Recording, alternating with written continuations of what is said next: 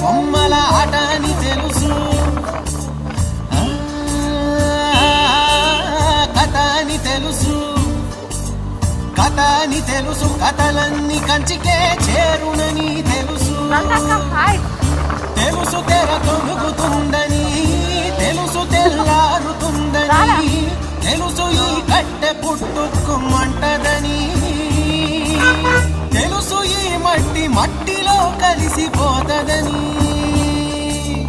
ఇన్ని తెలిసి ఇరకాటంలో పడిపోతావు ఎందుకని? మాయ